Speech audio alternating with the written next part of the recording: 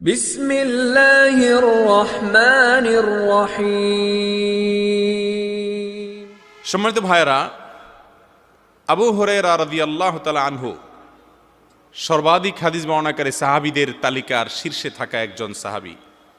তিনি বর্ণনা করেছেন যে রাসূল করিম সাল্লাল্লাহু আলাইহি সাল্লাম ইরশাদ করেছেন, ইজতানিবু আস-সাবআল মুবিকাত, তোমরা 7টি ধ্বংসাত্মক কর্মকাণ্ড থেকে বেঁচে থাকবে। কয়টি? 7টি। এই কাজগুলোকে প্রিয় নবী সাল্লাল্লাহু আলাইহি সাল্লাম ধ্বংসাত্মক কর্মকাণ্ড বলেছেন, কারণ এগুলো আমাদের জীবনকে শেষ করে দিবে, আমাদের আখিরাতকে শেষ করে দিবে, আমাদের ঈমানকে শেষ করে দিবে। মুহতারাম হাজরিন, আমাদের জীবন শেষ করে দিবে সেই করোনা ভাইরাসকে আমরা অনেক ভয় পাই, ভয় পাওয়াই উচিত, সতর্ক থাকতে হবে, ইসলামের শিক্ষা। কিন্তু আমার জীবন যদি নষ্ট হয়ে যায় তাতে আমার যে ক্ষতি হবে, আমার ঈমান নষ্ট হয়ে গেলে তার চাইতে ক্ষতি কম হবে না বেশি হবে? কিভাবে বেশি হবে? কারণ জীবন তো একসময় নষ্ট হবেই, জীবন তো একসময় শেষ হবেই। হ্যাঁ, যেনতেনভাবে জীবনকে নষ্ট করার অধিকার আল্লাহ তাআলা আমাদেরকে দেন, জীবনকে রক্ষা করতে বলেছেন। তবে এটা ঠিক, যতই চেষ্টা করি আমরা রক্ষা করতে, নির্দিষ্ট সময় আসার পর আর আমরা চাইলেও রক্ষা করতে পারবো না। তবে অহেতুক নিজের জীবনকে নষ্ট করার অধিকার আল্লাহ তাআলা আমাদেরকে দেন নাই। আল্লাহ বলেছেন, ওয়ালা তাকতুলু আনফুসাকুম, তোমরা নিজেদেরকে শেষ করে দিও না, নিজেদেরকে নিজেরা হত্যা করে ফেলো না। এই জন্য তো ইসলামে হারাম এবং নিষিদ্ধ কাজের তালিকার মধ্যে কাবিরা গুনাহকে, আত্মহত্যাকে যুক্ত করা হয়েছে। তো 7টি ধ্বংসাত্মক বিষয়কের কথা যে রাসূল আকরাম সাল্লাল্লাহু আলাইহি সাল্লাম বলেছেন, সেই 7টি ধ্বংসাত্মক বিষয় একজন ঈমানদারের জন্য সবচেয়ে ভয়াবহ বার্তা। এটাকে বলতে পারি 7 বিপদ সংকেত। ঈমানদারের জন্য 7টি ভয়াবহ বিপদ সংকেত। জানা আছে তো আপনাদের সবার? জানা নাই হয়তো, খুব অল্প সংখ্যক ভাইদের জানা আছে। ভাইরা আমার, আপনার আমার প্রিয় নবী সাল্লাল্লাহু আলাইহি ওয়াসাল্লাম এত মায়া করে, এত দয়া করে, এত আমাদের প্রতি স্নেহ করে আল্লাহ তাআলা তাকে কি সার্টিফিকেট দিয়েছেন দেখেন, রউফুম বিল মুমিনিন রহিম। হে রাসূল, আপনি ঈমানদারদের প্রতি এত দয়ালু, এত মায়া আপনার, এত সিম্প্যাথি। ঈমানদারদেরকে তাদের অনন্ত অসীম কালের যে যাত্রা, সেই যাত্রায় ধ্বংসের কবল থেকে রক্ষা করার জন্য আপনি এত কষ্ট করে যাচ্ছেন। আল্লাহ রাব্বুল আলামিন সান্ত্বনা দিয়ে বলছেন যে, মা আনজালনা আলাইকাল কুরআনা লিতাশকা, আপনার উপর এই জন্য কোরআন নাজিল করি নাই যে এই কোরআনের নির্দেশ পালন করতে গিয়ে আপনি নিজেকে কষ্ট দিবেন, দিয়ে শেষ করে ফেলবেন। এত কষ্ট করবেন না। কুমিল লাইল ইল্লা কালিলা, সারা রাত জেগে থাকিয়েন না, একটু শরীরের দিকেও খেয়াল করেন। স্বয়ং আল্লাহ রাব্বুল আলামিন বরং রাসূল আকরাম সাল্লাল্লাহু আলাইহি সাল্লামকে এই কথাগুলো বলছেন। সেই নবী করিম সাল্লাল্লাহু আলাইহি সাল্লাম আপনার আমাকে সাবধান করেছেন, ও আমার উম্মতরা 7টি ধ্বংসাত্মক কাজ থেকে বেঁচে থাকবে। এই কাজগুলো মানুষকে শেষ করে দেয়, ঈমানদারদেরকে শেষ করে দেয়। জানা দরকার আছে কি নাই? আল্লাহ তাআলা আমাদের সবাইকে আমলের নিয়তে শুনে এই 7টি মহাবিপদ সংকেত থেকে বেঁচে থাকার তৌফিক দান করুন। নাম্বার 1, আশ-শিরকু বিল্লাহ। ঈমানদারের জন্য সবচেয়ে বড় বিপদের নাম কি ভাই? শিরক। আর এজন্যই আমাদের কালিমায়ে তাওহীদ বলেন, কালিমায়ে আপনার শাহাদা বলেন, কালিমায়ে তয়্যিবা বলেন, আমাদের কালিমার শুরুর অংশই হলো লা ইলাহা। কোনো মাবুদ, যেগুলোকে মানুষ মাবুদ হিসাবে স্বীকৃতি দেয়, এগুলোর কোনোটি স্বীকৃতিকে আমি মানি না, এগুলোকে আমি অস্বীকার করি। শিরক থেকে মুক্তির ঘোষণা, এটা হলো শিরক থেকে মুক্তির ঘোষণা। সূরা কাফিরুন, সেখানে বলা হচ্ছে লা আ'বুদু মা তা'বুদুন, অন্যরা যার ইবাদত করে, পুজো করে, আমি তার ইবাদত বা পুজো করব না। এই শিরক এমন একটা অপরাধ যে এই অপরাধের যে বিচার হবে কিয়ামতের দিন, সেই বিচারে কোনো শুনানি হবে না। আল্লাহ রাব্বুল আলামিন তো বান্দার কথা শুনবেন, তাই না? কিয়ামতের দিন এমনকি একজন আরেকজনের অধিকার নষ্ট করেছে সেখানেও কিন্তু আল্লাহ তাআলা শুনানি আয়োজন করবেন। পাওনাদার এসে বলবে, ইয়া আল্লাহ, অমুক আমার হক নষ্ট করেছেন, আমি বিচার চাই। আল্লাহ তাআলা শুনবেন। হাত দিয়া মুখ দিয়া কি কি অপকর্ম করেছে আল্লাহ তাআলা শুনবেন। শিরক, বিশেষ করে বড় শিরক যেটা শিরকে আকবার, যেটার কারণে মানুষ ইসলাম থেকে খারিজ হয়ে যায়। একটু আগে আমরা আলোচনা শুনছিলাম, প্রফেসর সাহেব আলোচনা করছিলেন, বহু মুসলমান আমরা আছি জন্মসূত্রে মুসলমান, মুসলমান বাই চান্স জন্মসূত্রে মুসলমান বাই চান্স হওয়ার কারণে ইসলামটা আমাদের বিনা কষ্টে পাওয়া। বাপমা মুসলমান, তাই আমরাও মুসলমান, এই জন্য ওইটার কোনো কদর আমাদের কাছে। আর যারা মুসলমান বাই চয়েস, সাহাবা একরাম কষ্ট করে ইসলাম গ্রহণ করছেন, অন্য 10টা থেকে ইসলামটাকে বের করে এনেছেন, তাদের ইসলামের জন্য মায়া ছিল, কখন ছুটে যায় কিনা ভয় ছিল। আমাদের এগুলো নিয়ে ভয় নাই। কতবার ইসলাম ছুটে যাচ্ছে, ইসলাম থেকে আমি বের হয়ে যাচ্ছি, ইসলাম ভঙ্গ হয়ে যাচ্ছে, হুঁশ দিস নেই। আমি তো খুব মোচে তেল দিয়ে যাইতেছি যে আখিরাতে কত নেয়ামত আল্লাহ আমার জন্য রেখে দিছেন, অথচ কত কথার কারণে, কত বিশ্বাসের কারণে ঈমান আমার নষ্ট হয়ে গেছে। আল্লাহ তাআলা আমাদেরকে শিরক থেকে বেঁচে থাকার তৌফিক দান করুন। ভাইরা আমার, শিরকের অপরাধটি এমন অপরাধ যে মুসনাদে আহমদে বর্ণিত হাদিসে রাসূল করিম সাল্লাল্লাহু আলাইহি সাল্লাম বলেছেন, কিয়ামতের দিন আল্লাহ রাব্বুল আলামিনের কাছে শিরকের অপরাধের বিচার যখন উঠানো হবে, এই মামলা যখন উঠানো হবে, সেই মামলার ব্যাপারে আল্লাহ রাব্বুল আলামিন কোনো সুযোগ দিবেন না, কোনো ছাড় নাই, কোনো জামিন নেই। জামিনের অযোগ্য, এমনকি শুনানিরও প্রয়োজন নাই। প্রমাণ আছে, এভিডেন্স আছে, শিরক করেছে, আল্লাহর কাছে সবই প্রমাণ আছে। বিনা হিসাবে অনন্ত অসীমকালের জন্য জাহান্নাম। এই জন্য রাসূল করিম সাল্লাল্লাহু আলাইহি সাল্লাম বিভিন্নভাবে চেষ্টা করেছেন আমাদেরকে বোঝানোর জন্য যে আর যা করো না করো, শিরকটা করিও না, শিরক থেকে বেঁচে থাকার চেষ্টা করো। আল্লাহ রাব্বুল আলামিনের অধিকার হলো আল্লাহর ইবাদত যাই করেন, পরিমাণে যাই করেন, শিরক করবেন না।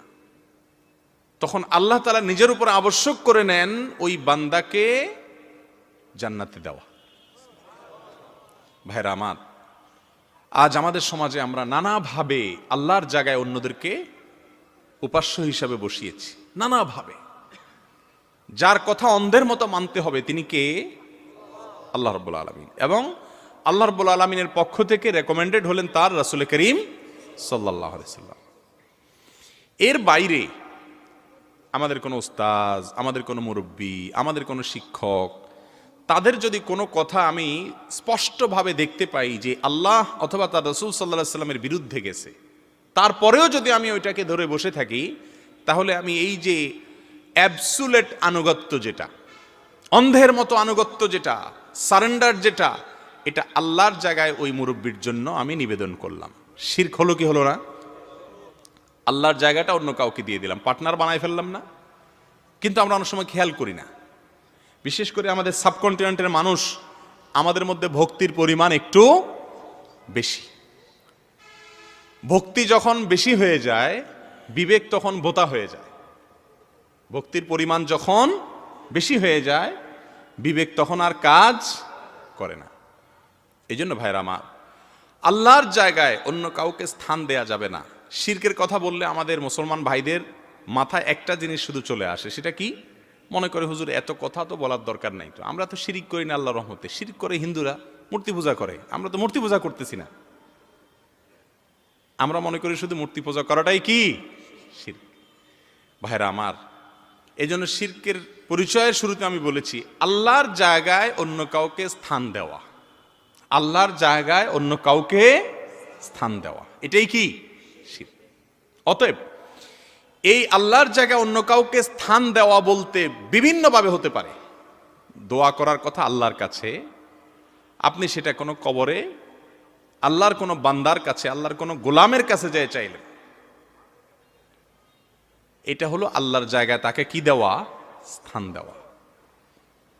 আমাদের সমাজের একটা সমস্যা হলো, আমি প্রায় সময় বলি, আমাদের দেশে বা বিশেষ করে এরকম থার্ড ওয়ার্ল্ডে, বেশিরভাগ অনুন্নত দেশগুলোতে বা বিভিন্ন দুর্নীতি কম বেশ আছে যে সমস্ত দেশে, সে সমস্ত দেশগুলোতে সামনের দরজা দিয়ে আসলে কিছু হয় না, যা হয় সব পেছনের দুয়ার দিয়া হয়। আপনি একটা ট্রেনের টিকিট কাটতে যাবেন, সিজনের সময়, ঈদের সময় পাবেন না, কাউন্টারে যাবেন, বলবে নাই, শেষ, কিন্তু পেছনে আছে, একটু টাকা বাড়াই দিলে পিছনে পাওয়া যায়। যেই দেশে সবকিছু সোজা আঙ্গুলে হয় না, আঙ্গুল মাখা করলে হয়, একটু ঘুরাইলে ঘাড়াইলে হয়, মূল জায়গায় নাই, দালালের কাছে পাওয়া যায়, স্যারের কাছে নাই, স্যারের পিয়নের সাথে আলাপ করলে ঠিকই ব্যবস্থা হয়ে যায়, গ্যাটিস ট্যাটিস দিলে হয়ে যায়, সেই দেশের মানুষের চিন্তাধারাও এরকম হয় যে আল্লাহর এত বড় জান্নাত, আরে 200 টাকা দামের ট্রেনের টিকিট, এটাই যদি পাওয়ার জন্য দালাল ধরা লাগে, ভায়া ধরা লাগে, এটাই পাওয়ার জন্য যদি পিয়নের সাথে বোঝাপড়া করা লাগে, গ্যাটিস দেওয়া লাগে, তাহলে এত বিশাল জান্নাত আল্লাহ তাআলা আমাকে কিভাবে দিয়ে দিবে ডাইরেক্ট। অতএব এটার জন্য বোধহয় আল্লাহর কিছু দালাল, আল্লাহর কিছু এজেন্ট, আল্লাহর কিছু এরকম বিশেষ লোকজন আছে বোধহয়, এদেরকে গ্যাটিস ট্যাটিস দিলে, হাদিয়া তোহফা দিলে, পয়সা কড়ি খরচ করলে, এদের সাথে লাইন গেট ক্লিয়ার করলে বোধহয় এরা আল্লাহর কাছে ইশারা দিয়ে পার করে দিবে। এই বিশ্বাস না আমাদের দেশে অনেক ভাইদের? অথচ আল্লাহ রাব্বুল আলামিনের ওখানে কোনো দুর্নীতি নেই, কোনো দুই নাম্বারই নেই। আল্লাহ আহ্বান করছেন, উদউনি আস্তাজিব লাকুম, আমার কাছে তোমরা দোয়া করো, তোমরা দোয়া করো, দোয়া করাও। এই কথা কোরআন এবং হাদিসের কোথাও একটি বারের জন্য আল্লাহ তাআলা বলেন নাই তোমরা দোয়া করাও। করানো বুঝেন তো কোনটা? একটা হলো দোয়া করা, ডাইরেক্ট আল্লাহর কাছে চাইলেন আপনি, আল্লাহ আমাকে দেন। আরেকটা হলো দোয়া চাওয়া, এটাও কোরআন হাদিস দ্বারা বর্ণিত। সাহাবা ইকরাম রাসূল করিম সাল্লাল্লাহু আলাইহি ওয়াসাল্লামের কাছে এসে দোয়া চাইছেন। আবু হুরায়রা রাদিয়াল্লাহু তাআলা আনহু তার মায়ের কাছে এসে বলেছেন, মা, রাসূলের কাছে এসে বলেছেন, ইয়া রাসূলুল্লাহ, আমার মা অমুসলিম, আপনি তার হেদায়েতের জন্য দোয়া করেন। এই জন্য কোন নেককার মানুষের কাছে, ভালো মানুষের কাছে, আলেমদের কাছে, ইমাম সাহেবের কাছে দোয়া চাওয়া দোষের না, এটা হাদিস দ্বারা প্রমাণিত। আরেকটা আছে দোয়া করানো, দোয়া করানো। এই করা আর করানো আর চাওয়া, এই তিনটার মধ্যে পার্থক্য আছে না নাই? চাইতে পয়সা লাগে না, আপনি যদি বলেন হুজুর এটা দোয়া করেন, পয়সা দেওয়া লাগবে। কিন্তু যদি দোয়া করানো লাগে তাহলে আবার বাজেট লাগে। এটার জন্য জিলাপি, মিষ্টি, হুজুরের হাদিয়া, গোলাপ জল, আগরবাতি, একটা মোটামুটি বাজেটের প্রয়োজন আছে না নাই? বাজেট এর পরিমাণ যত বেশি হবে, দোয়ার লেন্থ, দোয়ার কোয়ালিটি, দোয়ার সিস্টেম তত উন্নত হবে। পয়সা একটু বাড়ায় দিলে, হাদিয়া তোফা বেশি হলে একটু কান্নাকাটি, একটু সময় নিয়ে দোয়া, এরকম সিস্টেম আমাদের দেশে আছে না নাই বলেন? ভাইরা আমার, কেন এসব ধারণা আমাদের আসছে? কারণ আমরা মনে করি যে এদেশে সব কিছুই হয় পিছনের দুয়ার দিয়ে, সামনের দুয়ার দিয়ে খুব বেশি কিছু হয় না, অতএব আল্লাহটাও বোধ হয় এরকম, যার ভেতরে যা ফাল দিয়ে উঠে তা। ভাইরা আমার, এই সকল ভায়া মিডিয়া বাদ দিয়ে এক আল্লাহর আনুগত্য করা, এক আল্লাহর গোলামি করার তৌফিক আল্লাহ তাআলা আমাদের সবাইকে দান করুন। শিরক, অনেক নামাজি কালামি মানুষও করেন, অনেক ইবাদত গুজার মানুষও শিরকে লিপ্ত হয়ে যান। আর কিছু কিছু শিরক আছে যেগুলো তো আমরা সব মানুষ কম বেশি সমস্ত শিরকে লিপ্ত।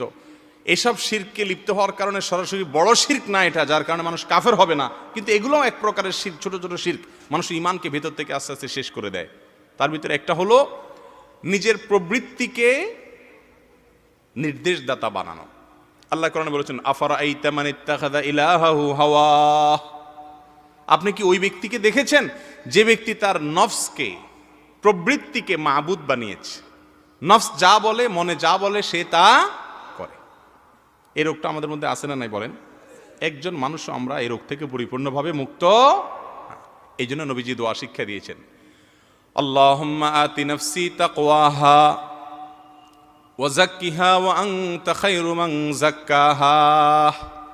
আল্লাহ, আমার প্রবৃত্তিকে, আমার নফসকে আপনি তাকওয়া দেন, তার ভিতরে যেন ভয় আসে, আপনি এটাকে পবিত্র করে দেন, আমি যেন প্রবৃত্তির গোলামি না করি, মনে যা চায় তা করা। মনে চাইতেছে এখন মোবাইলে হারাম জিনিস দেখি, কেউ দেখছে না, একাকী আছি, নির্জন কক্ষে আছি, মনে চাচ্ছে, মনের সে চাওয়া পূরণ করলাম, দেখলাম, কেউ দেখলো না, কিন্তু মনের চাওয়াটা আমি চান্সে পূরণ করে নিলাম।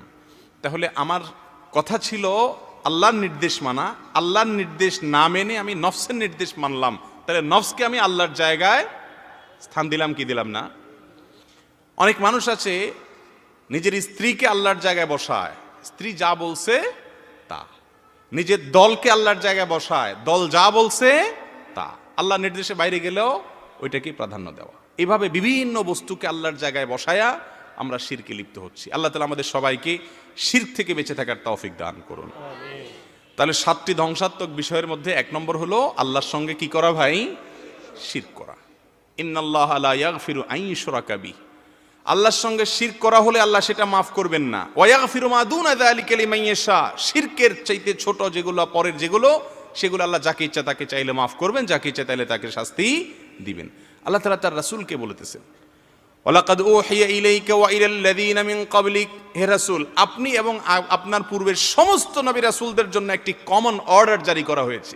কমন অর্ডার, এক এক নবীর শরীয়তে এক একটা হালাল, এক একটা হারাম, কিন্তু এই অর্ডারটা সকল নবীর শরীয়তে কমন ভাবে জারি করা হয়েছে, নির্দেশ দেওয়া হয়েছে কি? লা ইন আশরাকতা লা ইয়াহবাতান্না আমালুক, যদি আপনি শিরকে লিপ্ত হয়ে যান, রাসূলকে আল্লাহ তাআলা বলতেছেন লা ইন আশরাকতা, হে রাসূল আপনি আমার রাসূল হয়েও যদি আপনি শিরকে লিপ্ত হন, তিনি শিরকে লিপ্ত হবেন না, আল্লাহ জানেন, এটা বোঝানোর জন্য বলেছেন।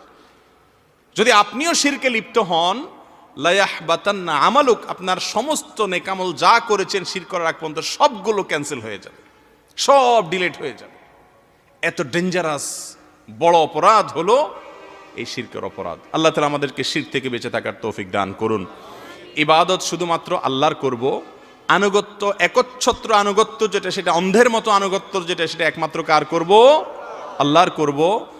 আর দোয়া, প্রার্থনা, চাওয়া এসব কার কাছে চাইব?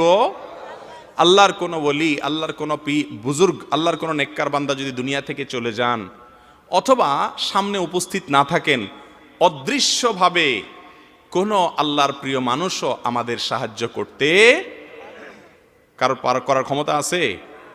কারোর কোনো ক্ষমতা নেই। সকল ক্ষমতার মালিক কে? অতএব আল্লাহর নেককার বান্দাদের কারামত সত্য। আল্লাহর নেককার বান্দাদের কারামত কি? কারামাতুল আউলিয়া এ হাক্কুন। আল্লাহর প্রিয় বান্দাদের, আল্লাহর ওলিদের, বুজুর্গদের, যারা হারাম থেকে বেঁচে থাকে, হালালের পথে চলে, সুন্নাত মোতাবেক চলে, রাসূলের পদ্ধতিতে চলে, বেদাত করে না, শিরক করে না, এরা হলেন আল্লাহর ওলি। এই আল্লাহর ওলিদের মাধ্যমে আল্লাহ তাআলা অলৌকিক কিছু ঘটিয়ে দিতে পারেন, এটি সত্য, আহলে সুন্নাত জামাতের আকীদা। এজন্য কোনো আল্লাহর ওলি তার মাধ্যমে এমন কিছু ঘটে গেল যেটা আসলে হওয়ার কথা না, অস্বাভাবিক, অলৌকিক, এটা হতে পারে, কিন্তু এটা ঘটানোর ক্ষেত্রে আল্লাহর ওই ওলি বা ওই বুজুর্গের কোনো হাত বা ক্ষমতা, এটা স্বয়ং আল্লাহ রাব্বুল আলামিন চাইলে তার ইজ্জত বাড়ানোর জন্য, তাকে মর্যাদা দেওয়ার জন্য তার মাধ্যমে এটা ঘটিয়ে দেন। তিনি নিজেও জানেন না যে এটা ঘটবে। ইউনূস আলাইহিস সালামের ঘটনা দেখেন, আল্লাহ কোরআনে উল্লেখ করেছেন। তিনি বলেছেন যে তোমরা আমার কথা মানো নাই, এত সময়ের পরে আল্লাহর আযাব আসবে। আগে থেকে আল্লাহ তাকে বলেন না, আল্লাহর আযাব তো অবশ্যই আসবে অবাধ্যদের প্রতি, কিন্তু আল্লাহর সাথে বোঝাপড়া করা ছাড়া, আল্লাহর অনুমতি ছাড়া নিজে থেকে বলে দিয়েছেন, হ্যাঁ দেখবা তোমরা অলৌকিক কিছু ঘটবে। আল্লাহ তাআলা জিনিসটা কি ভালোভাবে নিয়েছিলেন? কেন? এর উত্তর হলো যে অলৌকিক সমস্ত ক্ষমতা একমাত্র একচ্ছত্রভাবে কার নিয়ন্ত্রণে? আল্লাহ রাব্বুল আলামিনের নিয়ন্ত্রণে। এজন্য কোন আল্লাহর নেককার বান্দাকে আশ্রয়ের জন্য তার কাছে চাওয়া এটা জায়েজ নাই। কিছুদিন আগে একটা ভিডিও ফুটেজ শুনছিলাম, এখনো আমার মোবাইলে আছে, একজনে পাঠাইছে, যে একজন হুজুর ওয়াজ করছেন যে জাপান থেকে একটা জাহাজ নিয়ে বাংলাদেশে আসছেন কেউ, সে জাহাজ ডুবে যাচ্ছে। যখন ডুবে যাচ্ছে সঙ্গে সঙ্গে ওই জাহাজের লোক বলছেন যে এই এলাকায় কোনো আল্লাহর ওলি আছে কি না, যে আমাকে একটু রক্ষা করবে। তখন সে আল্লাহর ওলির স্মরণ করছে। আল্লাহর ওলি এই আওয়াজ আবার শুনতে পাইছেন, পাইয়া আপনার রশি দিয়া ফুল গাছের সাথে বেঁধে টান দিছেন, ওই জাহাজ আস্তে আস্তে আস্তে কিনারা চলে আসছে। ওই লোক কিনারায় নেমে অলিকে খুঁজতে বের হয়েছেন, খুঁজতে খুঁজতে খুঁজতে পাইয়া গেছেন এলাকায় একজন অলি। এরপর আয়সা সে অলির কদমে পড়ে গেছেন। এটা কি ইমানের কথা না শিরিকের কথা? বিপদে পড়লো কি আল্লাহর অলিকে ডাকার কথা না আল্লাহকে ডাকার কথা? আল্লাহকে ডাকার কথা।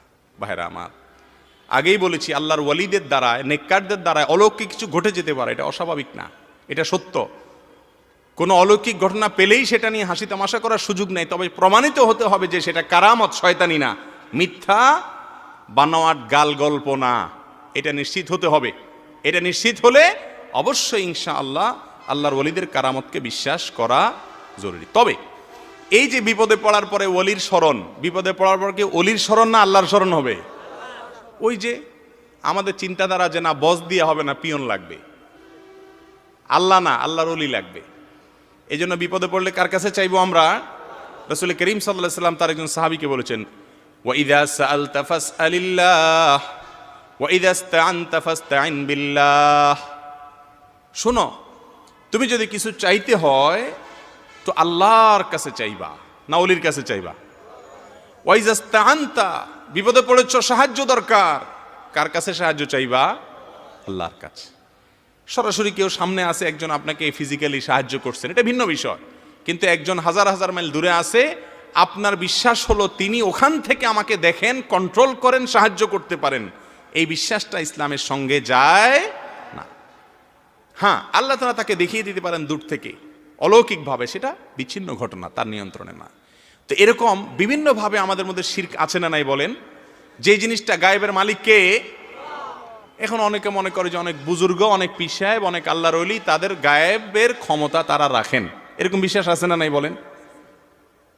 মনে করা হয় যে হুজুর, বিশেষ করে আমাদের দেশে একজন মানুষ ছিলেন, উনি মারা গেছেন, আপনারা অনেকে শুনেছেন, যে ওনার দরবারের বাইরে কোনো লোক আসলে উনি ভিতর থেকে বলে দিতে পারতেন যে কি মামলা নিয়ে আসছে। আপনারা শুনছেন এরকম ঘটনা? তো এই বিষয়গুলো, এই যে গায়েবের মালিক, আল্লাহ কোরআনে বলেছেন, কুল, হে রাসূল আপনি বলে দিন যে লা আ'লামুল গায়ব, আমি নিজে গায়েব জানি না। কিন্তু আমাদের এই সমস্ত ভাইরা মনে করেন যে অমুকে গায়েব জানেন, তিনি সব দেখতে পারেন, বুঝতে পারেন, শুনতে পারেন। এই যে অতিভক্তি, এটা চোরের লক্ষণ। অতিভক্তিটা কিসের লক্ষণ? আরে ভাই, আল্লাহর নেককার বান্দাদের কাছে যাবেন, আল্লাহর ওলিদের কাছে যাবেন সোহবত নেয়ার জন্য, সান্নিধ্য নেয়ার জন্য। আল্লাহ বলেছেন, ইয়া আইয়ুহাল্লাযীনা আমানুত্তাকুল্লাহ ওয়া কুনু মাআস সাদিকিন, ভালো মানুষদের সাথে থাকবেন ভালো হওয়ার জন্য। এখন শর্টকাট ওয়ে খোঁজেন যে ওনাদের গ্যাটিস প্যাটিস দিবেন আর আপনাকে পার করে দিবে আল্লাহর কাছে। পার করার কোনো ক্ষমতা আছে কারোর? ভাইরা আমার, কত মানুষকে এরকম মিথ্যা ওয়াদা করতেছে যে কিয়ামতের ময়দানে পার করে দিবে, ঘর বাড়ি সব বিক্রি করে ওই বুজুর্গের হাতে দিয়ে আসতেছে যে উনি আল্লাহর কাছে কি করে দিবে, পার করে দিবে। অথচ যারা হক এবং সত্যপন্থী তারা বলেন যে না, কিয়ামতের দিন পার করার ক্ষমতা কারোর হাতে। স্বয়ং মুসা আলাইহিস সালাম যেখানে বলবেন ইয়া নাফসি ইয়া নাফসি, অন্য নবীরা ইয়া নাফসি ইয়া নাফসি বলবে, সেখানে বাংলাদেশের কোন মানুষ, কোন আল্লাহর ওলি বা কোন নেককার আমাদেরকে আখিরাতে পার করার ক্ষমতা রাখেন? আমরা তাদের কাছে যাব, কোরআন হাদিস অনুযায়ী তারা আমাদেরকে শিখান, ওলামারা আমাদেরকে যেন পথ নির্দেশ করেন। ওনাদের মন গড়া কথা না, কথা হবে কার? আল্লাহ এবং তার রাসূলের। আল্লাহ তাআলা আমাদের সকলকে আল্লাহর একচ্ছত্র গোলাম হওয়ার তৌফিক দান করুন, শিরক মুক্ত ঈমান আমাদের ভিতরে ধারণ করার তৌফিক দান করুন। তাহলে 7টি ধ্বংসাত্মক বিষয়ের 1 নম্বর হলো শিরক করা। 1 নম্বরটা কি ভাই? শিরক করা। আমি আবারও বলছি, কেউ নিশ্চিন্ত হয়ে যাবেন না। অনেক ভাইরা মনে করেন শিরক নিয়ে বহু ওয়াজ শুনছি, আলহামদুলিল্লাহ তাওহীদ আর শিরক সম্পর্কে আমার ধারণা আছে, আমি বেঁচে থাকি, আমি কোনো মানুষের সেজদা করি না, আমি কোনো মাজারে পূজা করি না।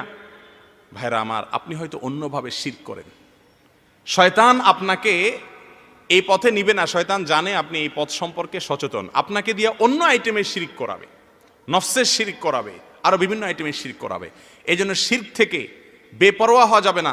দোয়া শিক্ষা দিয়েছেন নবী সাল্লাল্লাহু আলাইহি ওয়াসাল্লাম, যত সম্ভব আবু বকর রাদিয়াল্লাহু তাআলা আনহুকে, আল্লাহুম্মা ইন্নী আউযু বিকা আন উশরিকা বিকা ওয়া আনা আ'লাম ওয়া আস্তাগফিরুকা লিমা লা আ'লাম। অনেক ভাইরা আছেন মনে করেন যে আমি সহিহ আকীদার মানুষ, আমি কোরআন হাদিস অনুযায়ী শিরক টিরিক আমি বুঝি, মাশাআল্লাহ, এক ধরনের আত্ম অহংকার বা আত্মতৃপ্তি টাইপের চলে আসে। শিরকের আলোচনা আসলে কথাই শুনতে চায় না, বলে হুজুর আরে শেখ এগুলো জানা আছে আমাদের, আল্লাহ ফজলে, আপনি কারে কি বলতে আসছেন? এই টাইপের লোক আমরা আসি না নাই বলেন? আরে ভাই, আমাদেরকে এগুলো শুনতে আসছেন? শিরকের ওয়াজ শুনতে শুনতে জীবন শেষ আমাদের, আল্লাহর রহমতে। কত কোর্স করছি তাওহীদের উপরে, এই রোগ আছে না নাই আমাদের মধ্যে? ভাইরা আমার, এগুলো ইবলিস আমাদের মধ্যে আত্মতৃপ্তি আনে। সাহাবীদেরকে দেখেন দোয়া শিক্ষা দিচ্ছেন নবী সাল্লাল্লাহু আলাইহি ওয়াসাল্লাম, আল্লাহুম্মা ইন্নী আউযু বিকা আন উশরিকা বিকা ওয়া আনা আ'লাম। আল্লাহ, আমার জ্ঞাতসারের শিরক থেকে আপনার পানাহ চাই। ওয়া আউযু বিকা, আল্লাহুম্মা ইন্নী আউযু বিকা আন উশরিকা বিকা ওয়া আনা আ'লাম ওয়া আস্তাগফিরুকা লিমা লা আ'লাম। আর আমার অজান্তে কোনোভাবে শিরক হয়ে যায় কিনা সেখান থেকে আপনার কাছে কি চাই? পানাহ চাই। অতএব আত্মতৃপ্তি আনা যাবে। আল্লাহ তাআলা আমাদের সবাইকে শিরক থেকে বেঁচে থাকার তৌফিক দান করুন। সেহের, জাদু, ধ্বংসাত্মক কর্মকাণ্ডের মধ্যে থেকে দ্বিতীয়টা হলো কি? জাদু করা। জাদুকরের আশ্রয় নেওয়া, শত্রুতা উদ্ধার করার জন্য বা কোনো ভালো উদ্দেশ্যেই কোনো জাদুর আশ্রয় নেওয়া, এটা কাবীরা গুনাহ। সারা পৃথিবীর কোনো মাযহাবের, কোনো চিন্তার, কোনো থটের, কোনো দেশের, কোনো আলেমের দ্বিমত নাই যে জাদু করা, জাদুকরের সাহায্য নেওয়া, জাদুকরের আশ্রয় নেওয়া, জাদুর মাধ্যমে কোনো কাজ উদ্ধার করার চেষ্টা করা হারাম। শুধু হারাম নয়, বিশুদ্ধ মত অনুযায়ী ঈমান থেকে খারিজ হওয়ার মতো, ঈমান ভঙ্গকারী বিষয়গুলোর মধ্য থেকে একটা হলো কি করা? জাদুর আশ্রয় নেওয়া। ভাইরা আমার, আজকালে জাদুর সমস্যা এত বেশি যে ঘরে ঘরে জাদুর সমস্যা শুরু হয়েছে। ইন্দোনেশিয়াতে এটার সমস্যাটার পরিমাণটা অনেক বেশি। কথায় কথায় মানুষ জাদুর আশ্রয় নেয়, জাদুকরদের কাছে চলে যায়, পয়সা কড়ি দিয়ে। একজনের সাথে আরেকজনের শত্রুতা আছে, তো সেই শত্রুতায় বৃদ্ধি করে একজনকে শেষ করে ফেলানোর জন্য জাদু করে, অথবা একজন আরেকজনকে পেতে চায়, দূরত্ব আছে, দূরত্ব কমানোর জন্য জাদুর আশ্রয় নেয়। পারিবারিক হিংসা বিদ্বেষ থেকে একজন আরেকজনের, কোনো মেয়েকে বিয়ে করতে চাইছে, বিয়ে হয় নাই, তো জাদুর মাধ্যমে তার ক্ষতি করার চেষ্টা করে। এগুলো বাংলাদেশে এখন অহরহ হয়ে গেছে। দুষ্ট জিন, কাফের জিনদের আশ্রয় নেয়, তাদের মাধ্যমে একজন আরেকজনকে জাদু করে। আল্লাহ রাব্বুল আলামিন আমাদের প্রিয় নবী সাল্লাল্লাহু আলাইহি সাল্লামকেও পরীক্ষায় ফেলেছিলেন, তাকেও জাদু করা হয়েছিল। লাবিদ ইবনে আসম নামে একজন ইহুদি আমাদের প্রিয় নবীজিকে জাদু করেছেন। কি দিয়া? তার মাথার চুল দিয়া। জাদুকররা চুল অথবা শাড়ির আঁচল, এরকম কোনো কাপড় চোপড় এগুলো নেয়, পুরান কাপড় চোপড়, ব্যবহৃত কাপড় নেয়, এগুলো পরে কুফরি মন্ত্র পড়ে জাদু করে। আল্লাহ রাব্বুল আলামিন এই জাদুর মধ্যে প্রভাব রেখেছেন, জাদুর মধ্যে প্রভাব রেখেছেন। জাদুর মাধ্যমে মানুষের ক্ষতি কেউ চাইলে করতে পারে, আল্লাহ তাআলা সেই ছাড় দিয়ে রেখেছেন, এটা পরীক্ষা। কোরআন কারীমে আল্লাহ তাআলা বলেছেন জাদুর সম্পর্কে যে তোমরা জাদু শিখে, জাদুর আশ্রয় নিয়ে কুফরি করবা না। কিন্তু আমাদের সমাজে অনেক মানুষ এখন সেটা করছেন। ভাইরা আমার, জাদুটা হলো দোয়ার হুবহু বিপরীত। দোয়া হলো আল্লাহর কাছে আশ্রয় চাওয়া। আল্লাহ, আমার অমুকের সাথে আমার দূরত্ব হয়ে গেছে, আপনি দূরত্ব দূর করে দেন। আল্লাহ, আমি অমুককে বন্ধু হিসাবে পেতে চাই, যদি হালাল সম্পর্ক হয় তো আল্লাহ আপনি আমাকে তার বন্ধু হওয়ার তৌফিক দেন। এটা হলো আল্লাহর কাছে দোয়া। আর জাদু হলো শয়তানের কাছে দোয়া। জাদু এবং দোয়ার মধ্যে পার্থক্য হলো, জাদু হলো আল্লাহর কাছে, দোয়া হলো আল্লাহর কাছে, আর জাদু হলো কার কাছে? শয়তানের কাছে। এই জন্য এই জাদু থেকে বেঁচে থাকা, আমরা তো বেশিরভাগ মানুষ মুসলমান, চট্টগ্রামের দিকে অনেক বেশি আছে, এখন সব এলাকায় আছে।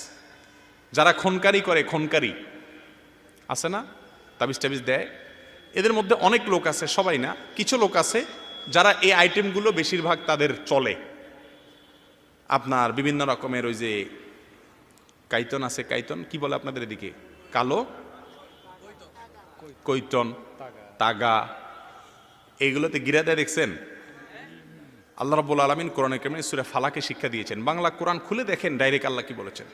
অমিন শাররিন নাফাসাতি, যারা এই কাইতনে গিরা দিয়া ফু দেয়, এদের ক্ষতি থেকে আল্লাহ আপনার আশ্রয় চাই।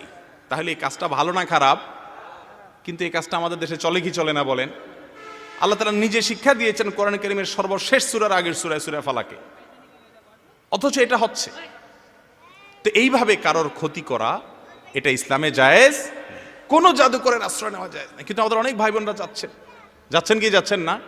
আল্লাহ তাআলা আমাদেরকে বোঝার তৌফিক দান করুন। যদি কেউ জাদুর মাধ্যমে ক্ষতিগ্রস্ত হয়েছেন মনে করেন, কোনো ডাক্তারের ট্রিটমেন্টে কাজ হয় না, কোনো ওষুধ বড়িতে কাজ হয় না, এরকম সমস্যা আছে না নাই আমাদের মধ্যে? বিভিন্ন রকমের কুফরি কালাম দিয়ে দেখবেন যে তাবিজে লেখা, কারুন, ফেরাউন, হামান, নমরুদ, আছে না নাই? আজব কথা। দোয়া করবেন, আল্লাহর নাম নিবেন, সেখানে নাম লিখছে, অনেক তাবিজ খুললে দেখা যায় লেখা কারুন, হামান, নমরুদ। জিকির করতেছে। জিকির হবে আল্লাহর, জিকির হচ্ছে কার? শয়তানের লিডারদের। তো শয়তানকে আল্লাহ তাআলা সে পাওয়ার দিছেন, সুযোগ দিছেন, সে চাইলে মানুষ যখন তার আশ্রয় চায়, নির্দিষ্ট কিছু রিকোয়ারমেন্ট পুরো করে, কুফরি করে, ইমান থেকে বের হয়ে যায়, ইমান বিরোধী কাজ করে, শয়তানের গোলামির স্বীকৃতি দেয়, তখন শয়তান কিছু অলৌকিক জিনিস ঘটায়। আর এটাই আমাদের সমাজে অহরহ হচ্ছে। এই জাদুর আশ্রয় নেওয়া এটা ঈমান ভঙ্গকারী বিষয়। আল্লাহ তাআলা আমাদেরকে বেঁচে থাকার তৌফিক দান করুন। যদি আপনাকে কেউ জাদু করেছে মনে করেন, আপনার অসুস্থতা ভালো হচ্ছে না, শুকায় যাচ্ছেন, অনেক সিমটম আছে জাদুর, এই সিমটমগুলো যদি পাওয়া যায়, তাহলে সেক্ষেত্রে আপনার জন্য করণীয় হলো সূরা ইখলাস, সূরা ফালাক, সূরা নাস, এই তিনটা সূরা বেশি বেশি করে পাঠ করবেন, পড়ে ফু দিবেন তিনবার করে পানিতে, সে পানি খাবেন, গোসল করবেন এবং শরীরে ছিটা দিবেন। তারপরে আপনার সূরা বাকারা বেশি বেশি করে পড়বেন। এগুলো সব হাদিস থেকে শেখানো আমল। নবীজি সাল্লাল্লাহু আলাইহি সাল্লামের যখন জাদু হয়েছে, তাকে যখন জাদু করেছে লাবিদ ইবনে আসম নামক ইহুদি কমবখত, তখন তিনি অসুস্থ হয়ে গেছেন, কোনো ওষুধে কাজ হচ্ছে না। একদিন শুয়ে আছেন, স্বপ্নে দেখছেন, নবীজির স্বপ্নটাও আমাদের জাগ্রত অবস্থার মতো ওহী। দেখছেন যে দুজন লোক আসছেন, অর্থাৎ দুজন ফেরেশতা, একজন মাথার কাছে দাঁড়িয়ে আছে, আরেকজন পায়ের কাছে। তো এক ফেরেশতা অন্য ফেরেশতাকে জিজ্ঞাসা করেছেন, এই লোকটার কি হয়েছে, অসুস্থ যে, কোনোভাবে সুস্থ হচ্ছেন না। তখন অপর ফেরেশতা উত্তর দিচ্ছেন, ওনাকে জাদু করা হয়েছে। তো আবার প্রশ্ন করা হচ্ছে, কে করেছে, নামও বলে দিছে, ওই দুষ্ট অমুকটা। তারপর আবার প্রশ্ন করা হলো, কিভাবে জাদু করেছে। অপর ফেরেশতা উত্তর দিয়েছেন যে তার চুল সংগ্রহ করে সে চুলে কুফরি কালাম পড়ে, শয়তানের আনুগত্যের কথা বা এই জাতীয় মন্ত্রতন্ত্র পড়ে ফু দিয়েছে। তারপরে বলা হলো যে তাহলে ফু দেওয়া সেই চুলটা কোথায় এখন? বলা হলো অমুক পরিত্যক্ত কূপের নিচে রেখে উপরে পাথর চাপা দিয়ে আছে। বলে তাহলে মুক্তির উপায় কি? ওইটা উদ্ধার করে জ্বালিয়ে ফেলা বা নষ্ট করে ফেলতে হবে। আর কুল হুয়াল্লাহু আহাদ, কুল আউযু বিরাব্বিল ফালাক, কুল আউযু বিরাব্বিন নাস পড়তে হবে। এই জন্য যারা সকাল সন্ধ্যায় আমলগুলো নিয়মিত করে, 3 বার সূরা ইখলাস, 3 বার সূরা ফালাক, 3 বার সূরা নাস, সকালে 3 বার, সন্ধ্যায় 3 বার, আর প্রত্যেক ওয়াক্ত সালাতের পরে একবার, রাত্রে শোয়ার সময় 3 বার, মোট 3 টাইম, শোয়ার সময়, সকাল সন্ধ্যা, আর প্রত্যেক নামাজের পরে। যখন পড়বেন এই নিয়ত করে পড়বেন, ওই যে ওয়ামিন শাররিন নাফাসাতে ফিল উকাদ, এটা যখন পড়বেন, আল্লাহ যারা এই জাদু টাদু করে বেড়ায় তাদের ক্ষতি থেকে আপনার আশ্রয় চাই, ইনশাআল্লাহ আল্লাহ তাআলা আমাদেরকে হেফাজত করবেন। তাহলে ধ্বংসাত্মক গুনার ভিতরে একটা হলো সেহের বা জাদু। জাদু বলতে আবার আজকাল আমাদের দেশে ওই যে হাতের ভেলকি, যেটাকে ম্যাজিক বলে, ম্যাজিক, এটাকে আমরা অনেক সময় কি বলি? জাদু বলি। এটা সেই জাদু না, কিন্তু আবার ওইটা ম্যাজিক, হাতের চালাকি আছে না, 1 পয়সা 2টা হয়ে যায়, আরো কি কি আছে না, হ্যাঁ কি, ও কি কবুতর হয়ে যায়, এরকম উল্টাপাল্টা অনেক ম্যাজিক টাইপের জিনিস দেখানো হয় না, ম্যাগাজিন অনুষ্ঠানগুলোতে দেখানো হয়। তো এগুলো হলো হাতের ভেলকি, চালাকি, আসলে বাস্তবে কিছু না, এটা হলো চালাকি। মগের তলায় কথার কথা পয়সা আরেকটা রাখা আছে, তো মগ চাপা দিছে, উঠে ফেলছে, 2টা হয়ে গেছে, আসলে ওখানে একটা আঠা ছিল, কোনোভাবে ওইটা সরাইছে, কোন একটা কৌশল আছে। তো এটা সেই জাদু না, এটা সেই জাদু না। কোরআন হাদিসে যে জাদুকে হারাম করা হয়েছে এটা হলো মন্ত্র পড়ে ক্ষতি করা, ওইটার বাস্তবতা আছে। এই ম্যাজিকের যে জাদু বা ম্যাজিশিয়ানের যে হাতের ভেলকি এবং চালাকি, এটা মূলত আপনার নিজে থেকে একটা আরেকটা হয়ে গেছে বা কিছু করছে এমন না, এটা হলো শুধুমাত্র চোখে ধুলি দেওয়া, তাদের সাথে চালাকি করা। এটা হারাম হবে না। এই ম্যাজিশিয়ানের যে ম্যাজিক দেখানো, এটা চালাকি করা, এটা মজা করা, এটা হারাম হবে না, কারণ এখানে কাউকে সে অর্থে প্রতারণা করা হয় না, এবং যাদের সামনে দেখানো হয় তারা সবাই জানে যে এটার একটা গোমর আছে, শুধু চালাকিটা জানে না মানুষ। অতএব এটা সে অর্থে হারাম হবে না ইনশাআল্লাহ। তাহলে ভাই, ধ্বংসাত্মক কাজের মধ্যে দ্বিতীয়টা হলো জাদু। আপনাদের অনেককে দেখবেন যে এখন, এক সময় গ্রামে ছিল, এখন গ্রাম নাই, শহরেও আছে, যে কথার কথা আপনার ছেলে বিয়ে করাইছে, এগুলো এখন ঘরে ঘরে হয়ে গেছে। ছেলে শুধু বউটার কথা শুনে, বউ যদি ডানে যায় তো ডানে যায়, বামে বললে বামে যায়, বউর কথার বাইরে আর কোথাও সে যেতে চায় না। তো এবার মা চলে যায় কোনো খনকারের কাছে, যায় বলে হুজুর বা খনকার সাহেব এটা তাবিজ দেন। এই তাবিজটা কিসের তাবিজ বলে? একটা তো আপোষের, এটা কি? এটা হলো ছাড়ানো, বিচ্ছেদ। সেহেরের মূল কাজই হলো বিচ্ছেদ। মূল কাজই হলো কি? বিচ্ছেদ। কোরআন কারীমে আল্লাহ তাআলা সেই বিবরণী দিয়েছেন, বিশেষ করে স্বামী স্ত্রীর মধ্যে বিচ্ছেদ। তো দেখা যায় যে জাদুর পরে আসলেই বিচ্ছেদ হয়ে যায়, অহরহ ঘটনা আছে। আবার অনেক সময় দেখা যায় যে বিচ্ছেদ না, প্রণয়, এই প্রণয়ের জন্য, আপোষের জন্য এরকম বিভিন্ন তাবিজের আশ্রয় নেওয়া হয়। কোনো তাবিজ কবজ দিয়ে কোনো মানুষের মধ্যে আপোষ করানো, কোনো মানুষের মধ্যে বিচ্ছেদ করানো ইসলামের শিক্ষা না, এগুলা শয়তানের শিক্ষা। কিন্তু আমাদের সমাজে আছে না নাই? এগুলো বেশিরভাগই, এগুলোর পেছনে জাদুর ভূমিকা থাকে। আল্লাহ রাব্বুল আলামিন আমাদেরকে বেঁচে থাকার তৌফিক দান করুন। তাহলে এই হারাম কাজটাও তলে তলে আমাদের ভেতরে কম বেশ আছে না নাই? এটাও ধ্বংসাত্মক। নবীজির ভাষায় মোবেক, মোহলেক, ধ্বংসাত্মক। আমাদের আখিরাতকে শেষ করে দিবে, একদম মেসাকার হয়ে যাবে, সমস্ত আমল সব বরবাদ হয়ে যাবে, কোনো কাজে আসবে না। নাম্বার 3, ওয়াকাতলুন নাফসিল্লাতী হারামাল্লাহু ইল্লা বিল হক। যে মানুষ হত্যা করতে আল্লাহ নিষেধ করেছেন, অন্যায়ভাবে কোনো মানুষ হত্যা করা, অন্যায়ভাবে কোনো মানুষ হত্যা করা। এই ওয়াজ শোনার পরে আপনারা বলবেন যে এটা আমাদেরকে বলার দরকার নেই। আলহামদুলিল্লাহ, আমরা বেশিরভাগ মানুষ খুনি না। খুনি হওয়া এটা অনেক ডেঞ্জারাস ব্যাপার স্যাপার। আমরা খারাপ হইতে পারি, চুরিদারি করি, মিথ্যা কথা বলি, দুর্নীতি করি, টিন চুরি গম চুরি করি, হ্যাঁ, চিটারি বাটপারি করি, প্রতারণা করি, গালিগালাজ করি, গীবত শাকায়েত করি, তলে তলে সিনেমা দেখি, মোবাইলে হারাম জিনিস দেখি, ইউটিউবে হারাম জিনিস দেখি, তাই বলে মানুষ খুন করি না। ওরে বাবা, এত বড় কলিজা আমাদের নাই। ভাইরা আমার, কিছু কিছু মানুষ খুন আছে যেগুলো আমরা সবাই করি বা অনেকেই করি। অনেক আমি উদাহরণ দিতে পারি, শুধু একটা দেই। বিবাহিতরা সন্তান গর্ভে আসার পর অসতর্কতাবশত গর্ভে সন্তান এসে গেছে, ভ্রূণ নষ্ট করার প্রবণতা আমাদের দেশে আছে না নেই? মেডিসিন দিয়ে যে কোনোভাবে গর্ভপাত করা। প্রাণ যদি সঞ্চারিত হয়ে যায় গর্ভস্থ সন্তানের মধ্যে, প্রাণ এসে যায়, তাহলে সে প্রাণী, সে মানুষ। তখন কোনো মেডিসিন দিয়ে ওই প্রাণকে নষ্ট করা, মাতৃগর্ভের সন্তানকে শেষ করা, এটা মানুষ হত্যা। এটা কি মানুষ হত্যা? এটাকে কি সাধারণ মানুষ আমরা মানুষ হত্যা মনে করি? রাস্তায় একজন মানুষকে খুন করে আসলে আমরা মনে করি ওরে আল্লাহ কত খারাপ মানুষ। কিন্তু মেডিসিন দিয়ে মাতৃগর্ভের সন্তান নষ্ট করা হচ্ছে অহরহ, হাজার হাজার লক্ষ লক্ষ। সেই ব্যাপারে আমাদের কোনো অপরাধ বোধ নেই। আজ যারা আমাদেরকে মানবতার সবক দেয় সকাল বিকাল, আছে না একটা গ্রুপ মানবতাবাদী, সবক শিখে আমাদেরকে, মুসলমানদের মানবতার সবক শিখে। আরে বেটা, মানবতার সবক দুনিয়াতে আনছে আমাদের রাসূল সাল্লাল্লাহু আলাইহি ওয়াসাল্লাম। তোদের 14 গোষ্ঠী মানবতার নাম শোনার আগে থেকে মানবতার দীক্ষা দিয়ে গেছে আমাদেরকে। আমরা এখন কুলাঙ্গার হয়ে গেছি তাদের। রাসূল আকরাম সাল্লাল্লাহু আলাইহি ওয়াসাল্লামের সেই অনুসরণ আমাদের মধ্যে নাই। কিন্তু আমরা জাত তো সেই জাত, মানবতার সবক যিনি গোটা বিশ্বের মানুষকে দিয়েছেন, আমরা তার উম্মত।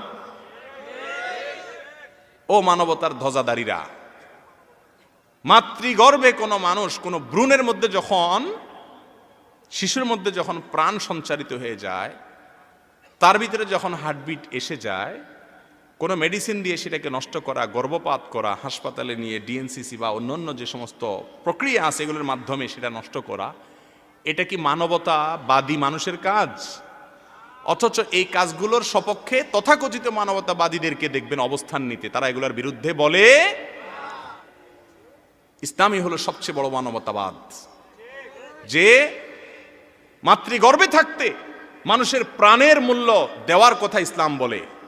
আপনি যদি জন্ম নিয়ন্ত্রণ করতে চান, বেশিরভাগ উলামায়ে কেরাম সারা বিশ্বে মত দিয়েছেন, যদি খাবার কি খাওয়াবেন এই চিন্তা থেকে আপনি জন্ম নিয়ন্ত্রণ না করে, কোনো অসুবিধা আছে, আপনার স্ত্রী এখন অসুস্থ, এমন কোনো জায়গায় আছেন এখন আরেকটা বাচ্চা হলে অসুবিধা হবে, বা একটা বাচ্চা আছে আরেকটা বাচ্চা হলে মায়ের দুধ পেতে কষ্ট হবে, মা লালন পালন করতে কষ্ট হবে, এখানে রাখার লোক নাই, এরকম কোনো যৌক্তিক কারণে আপনি সন্তান এখন নিচ্ছেন না, বিরতি দিচ্ছেন, যে কোনোভাবে বৈধ উপায়ে 1 বছর 2 বছর 5 বছর এমনকি 10 বছর আপনি বিরতি দিচ্ছেন, এরকম জন্ম নিয়ন্ত্রণ ইসলামে জায়েজ।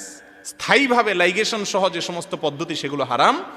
আবার জন্ম নিয়ন্ত্রণ যদি আপনি করেন এ উদ্দেশ্যে যে কি খাওয়াবো এখন বেতন কম, তাহলে সেটাও হারাম। এছাড়া জন্ম নিয়ন্ত্রণ আপনি করতে পারেন, জন্ম নিয়ন্ত্রণ করেন শর্ত অনুযায়ী, কিন্তু সন্তান যদি মাতৃগর্ভে চলে আসে আর সন্তানের মধ্যে যদি হার্টবিট চলে আসে, প্রাণ চলে আসে, তারপরে সেই সন্তান নষ্ট করা জায়েজ, এটা মানুষ হত্যার শামিল। আল্লাহ তাআলা আমাদেরকে বেঁচে থাকার তৌফিক দান করুন।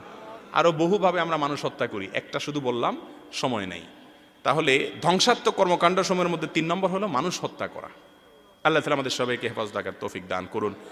কোনো অপরাধের কথা যখন শুনবেন, যদি দেখেন যে সে অপরাধ আপনার মধ্যে নাই, আত্মতৃপ্তি বা অহংকার না করে আল্লাহর কাছে শুকরিয়া আদায় করবেন। আলহামদুলিল্লাহ, আল্লাহ তুমি আমাকে বাঁচাইছো, আমি খুনি হই নাই, তবে আমার অজান্তে কতভাবে খুনের মতো অপরাধ হয়ে যাচ্ছে আমি জানি না, আল্লাহ তুমি আমাকে হেফাজত করো, আমরা পানা চাইব। নাম্বার 4, ওয়ার রিবা, সুদ।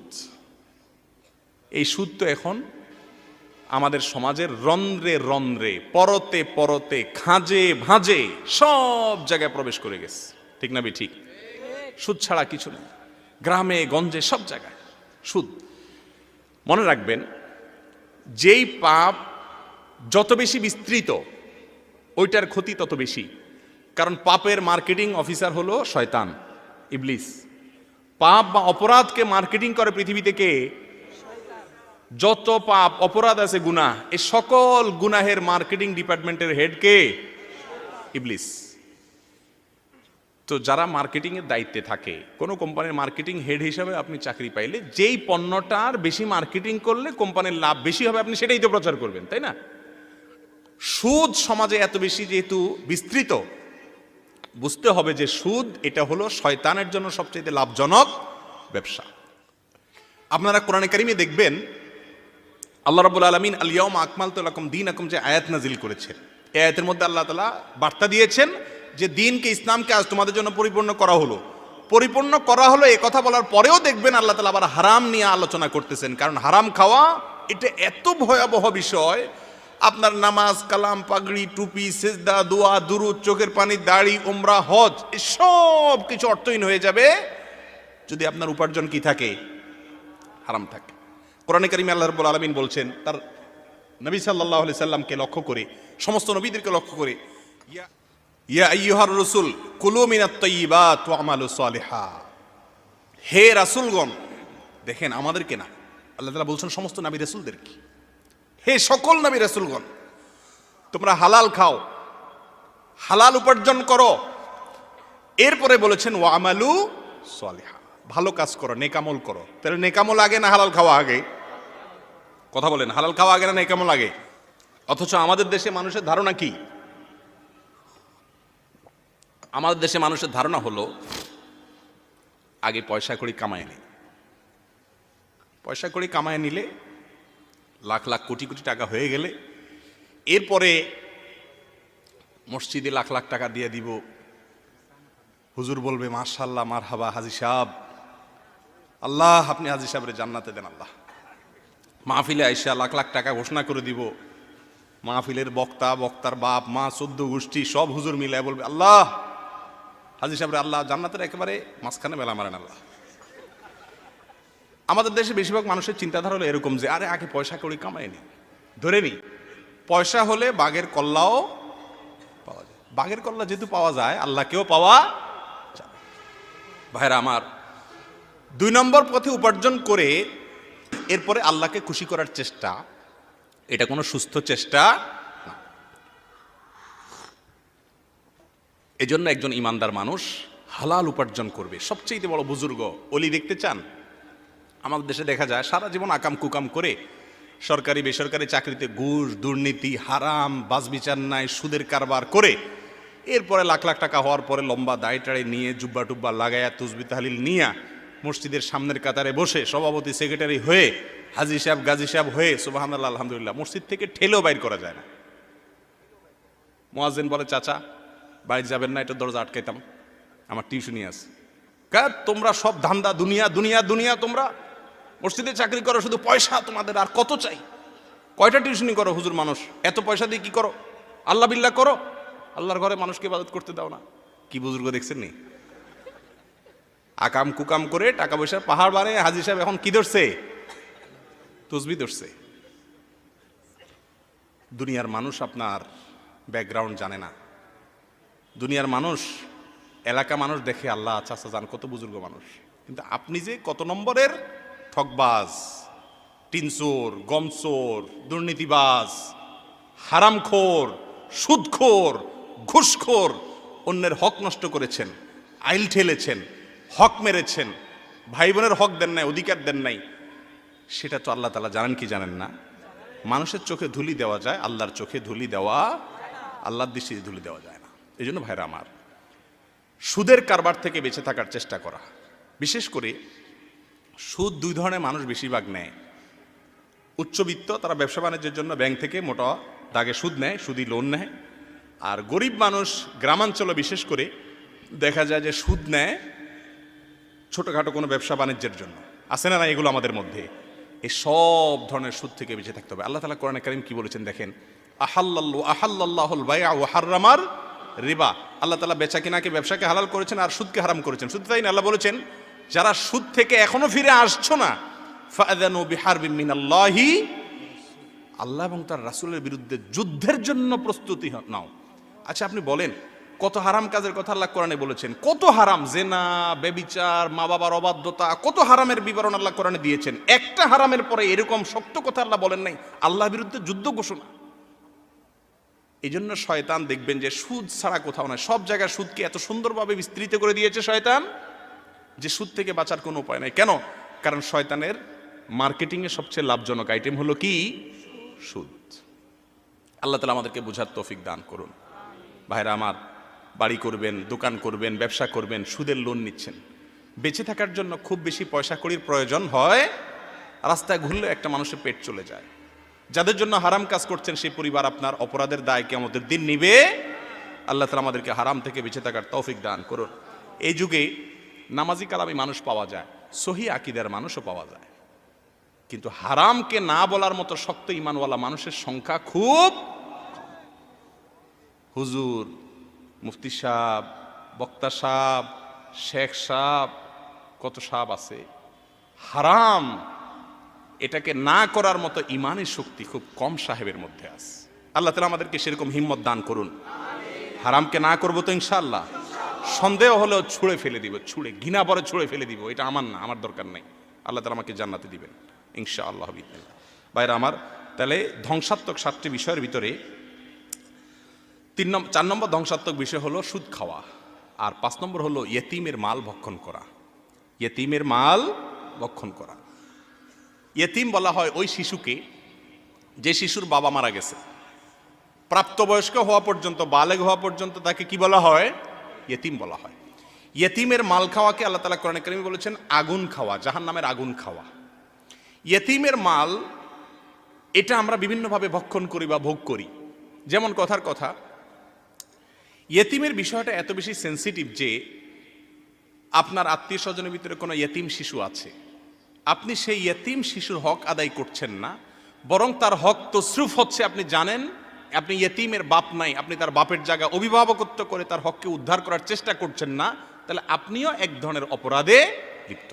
ইয়েতিমের বিষয়টা আল্লাহর কাছে এত সেন্সিটিভ। দেখেন নবী সাল্লাল্লাহু আলাইহি সাল্লাম বলেছেন, জান্নাতে আমার সাথে থাকতে চাও? আনা ওয়া কাফিলুল ইয়াতীমি কাহাতাইন, এই দুইটা আঙ্গুল যেরকম পাশাপাশি আছে, ইয়েতিমের যে দায়িত্ব নেয় ওই ব্যক্তি আর আমি, নবীজি বলছেন আমি এবং সেই ব্যক্তি জান্নাতে এরকম পাশাপাশি থাকব। আমাদের দেশে আমলটা নাই এখন ভাই, ইয়েতিমের অভিভাবকত্ব নাই। আরব দেশগুলোতে যদি আপনি যান, মিডল ইস্টে, অবাক হয়ে যাবেন। ওরা শুধু দুইটা খাত খোঁজে, আরাবিয়ানরা দানের জন্য দুইটা খাত খোঁজে। বাঙালিরা যে এখন বলে শেখ আমাদের দেশে গরিব দেশ, কিছু দান টান করো, ওরা দুইটা খাত বলে, চুজ করে। এক হলো ইয়েতিম, আরেকটা হলো সদকায়ে জারিয়া, স্থায়ী কাজ। এই জন্য দেখবেন মসজিদ, টিউবওয়েল, নলকূপ, অজুখানা, এরকম স্থায়ী কাজগুলো দেখবেন আরাবিয়ান বিভিন্ন সংস্থাগুলো থেকে করা আছে। আর ইয়েতিমের অরফানেজের দায়িত্ব গ্রহণ, এটা তাদের মধ্যে আছে।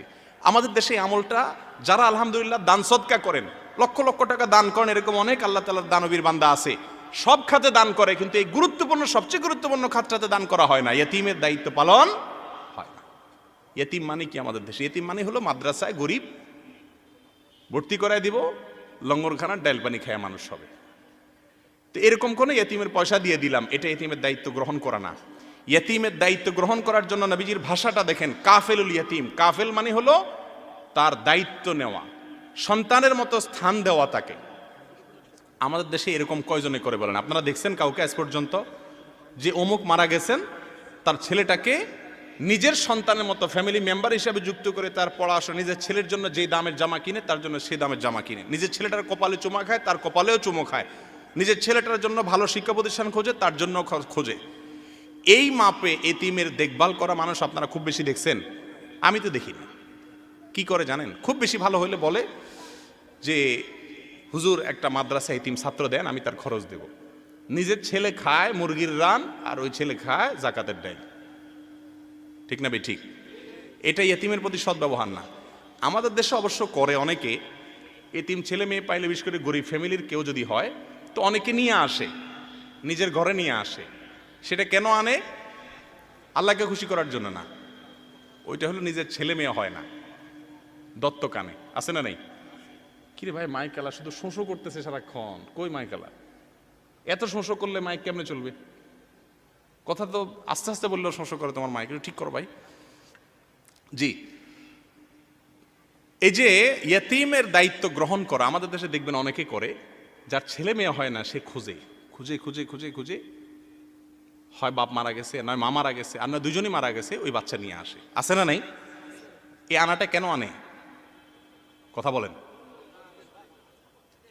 হ্যাঁ, হয় নাই? এটা এই জন্য আনে যে একটু বাপ ডাক শুনতে চায়। কি শুনতে চায়? তো ছেলে না, একটা মেয়ে না, একটু আব্বা ডাকে না, একটু আব্বা ডাকলে একটু ভালো লাগবে।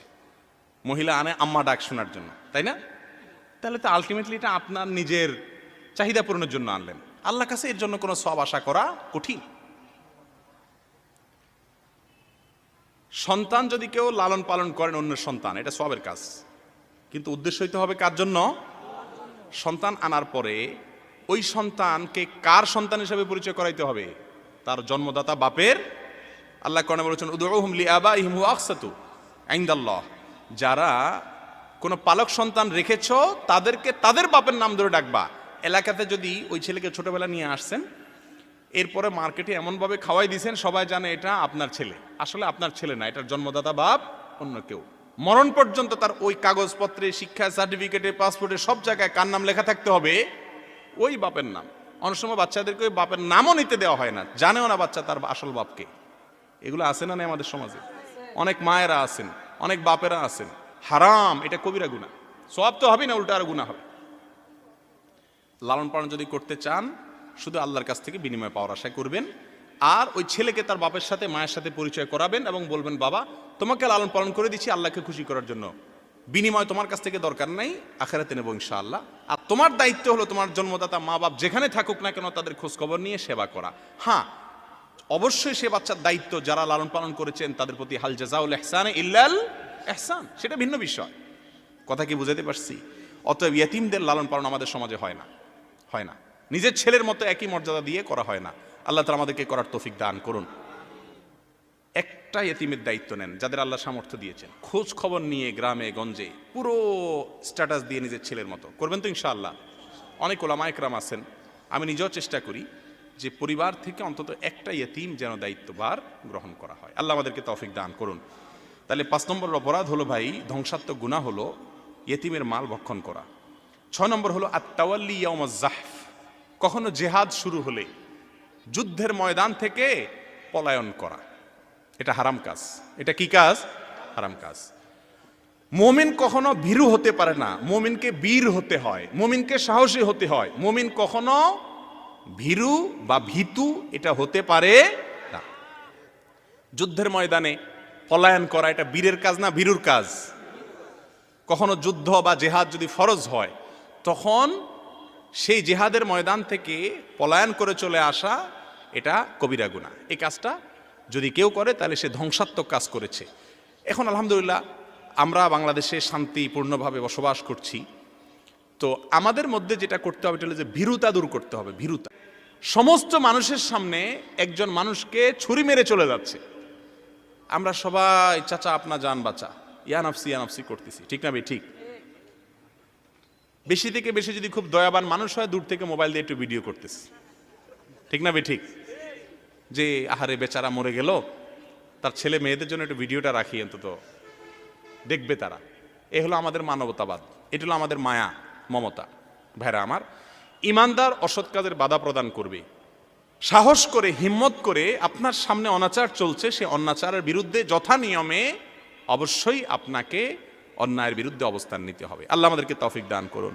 তাহলে যে ভিতর ডিম হয়ে শুধুমাত্র ইয়ানফসি করা এবং চোখের সামনে অন্যায় হচ্ছে, মানুষকে খুন করা হচ্ছে, অহরহ ঘটনা ঘটছে আমাদের দেশে, খুন করে চলে যাচ্ছে, ছিনতাইকারী ছিনতাই করে চলে যাচ্ছে, একজন মেয়েকে ইফটিজ করে আপনার উত্ত্যক্ত করে বদমাইশ চলে যাচ্ছে, সবাই চেয়ে চেয়ে থাকছে, কোনো ভয় কিছু বলছে না। এটা একটা রোগ, এটা একটা গুনাহের কাজ, আমরা এটাকে গুনাহ মনে করি না। যাই হোক, 7 নম্বর এবং সর্বশেষ হলো ওয়াকাজফুল মুহসানাতিল গাফিলাতিল মুমিনাত, যে সমস্ত নারীরা কোনো পাপে লিপ্ত হয় নাই তারপরেও তাদের নামে বদনাম ছড়ানো, যে সে জেনা করেছে। এগুলো আমাদের মধ্যে আছে না নাই? বিশেষ করে মেয়েদের ব্যাপারে ইটিস পিটিস সন্দেহটা একটু বেশি থাকে, গ্রামে গঞ্জে শহরে সব জায়গায়। কোনো দোষ না থাকলেও অযথা তার প্রতি সন্দেহ করা। ইসলাম নারীদেরকে কি অধিকার দিয়েছে দেখেন, কত মর্যাদা দিয়েছে। কোনো মেয়েকে মিথ্যা অপবাদ দিলে, প্রমাণ ছাড়া তার ব্যাপারে কোনো দুর্নাম ছড়ালে তার জন্য শাস্তি হলো 80 বেত্রাঘাত করতে হয়, এবং ওই ব্যক্তি কালার করা আসামি হয়ে যায়। তওবা করে সে আল্লাহর ওলি হয়ে যাক, নেককার হয়ে যাক, ভালো কথা, কিন্তু তার সাক্ষ্য জীবনে কখনো ইসলামী আদালত গ্রহণ করবে না। এত ডেঞ্জারাস কথা কোনো নারীর ব্যাপারে অপবাদ দিলে। তাহলে বোঝা গেল যে ইসলাম নারীদেরকে অনেক বেশি মর্যাদা দেওয়ার কথা বলেছে। তাদের চরিত্র হনন করা এটা ডেঞ্জারাস অপরাধ। বিশেষ করে সামান্য কিছু দেখলেন, রাত্রে হয়তো কোনো দিক থেকে আসছে, কোত্থেকে আসছে না জানি, কোনো আকাম কুকাম করে আসছে। এ ধরনের রোগ আমাদের মধ্যে আছে না নাই? না জেনে ধারণা করা। নবী সাল্লাল্লাহু আলাইহি সাল্লাম আমাদেরকে বলেছেন যে তোমরা কখনো মানুষের প্রতি কুধারণা করবে না। অতএব এটা নারীদের বেলা শুধু খাস না, ছেলেদের বেলাও একই কথা প্রযোজ্য। ছেলেরাও যদি কোনো রকম অন্যের প্রতি এরকম কোনো বাজে ধারণা করে, বাজে মন্তব্য করে, সেটা গুনাহের কথা। আজকাল কুধারণা এটা তো আমাদের একটা ইন্টারেস্টিং ইবাদত, খুব টেস্টি একটা, ইবাদত বলছি, গুনাহ। একটা টেস্টি গুনাহ হলো, খুবই আপনার মজাদার একটা গুনাহ হলো কুধারণা।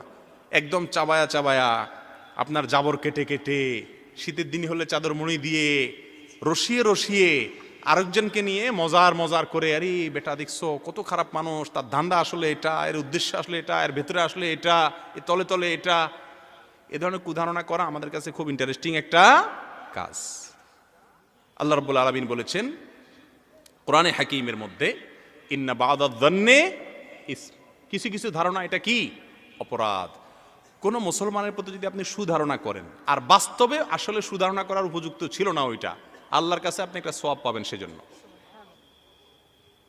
কারণ হাদিসে এই আপনার ইয়াতে আছে, প্রবাদে আছে, যুন্নুবিল মুমিনা খায়রা, হাদিসে এর খোলাসা আছে যে তোমরা ইমানদারের প্রতি কি করো? সুধারণা রাখো।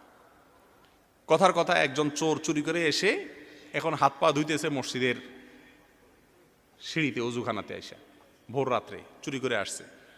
আপনি দেখে বলতেছেন, আহা আমি কত কম বক্ত, আমি তো তাহাজ্জুদ পড়তে পারি না, এই লোকটা উঠে মাশাআল্লাহ অজু করে যে তাহাজ্জুদ পড়বে এখন করে আসছে কি? তাহলে সুধারণা যে করলেন, সে যদি আসলে তাহাজ্জুদ নাও পড়ে, চুরি করে আবার যায় নাক টেনে ঘুমায়, ফজরও না পড়ে, আপনি কিন্তু সওয়াব পাবেন শুধু এই জন্য যে একজন ইমানদারের প্রতি আপনি কি করছেন? ভালো ধারণা করছেন। আর এর বিপরীতে একজন লোক তাহাজ্জুদ পড়তে উঠছে, হাত পা ধুইতেছে, আপনি বলতেছেন বেটা কোত্থেকে যে চুরি করে আসছে আল্লাহ জানে, তাহলে আপনার গুনাহ হবে কি হবে না? এটা আমাদের যারা নামাজ কালাম পড়ি, দিনদার, আমাদের মধ্যে রোগটা আছে, ফিস করা। চা দোকানে বসে গ্রামে এলাকাতে কে কি করছে না করছে শুধু মানুষ পিছে লাগানো। আল্লাহ তাআলা আমাদের সবাইকে নিজেকে নিয়ে ভাবার তৌফিক দান করুন, অন্যদেরকে নিয়ে সুধারণা করার তৌফিক দান করুন। এই সবগুলা গুনাহ আমাদেরকে ধ্বংস করে দিবে। হাদা ওয়া সাল্লি ওয়া সাল্লিম আলা নবিয়িনা মুহাম্মদ ওয়া জাযাকুমুল্লাহু খায়রা ওয়া আখিরু দাওয়ানা আলহামদুলিল্লাহি রাব্বিল আলামিন।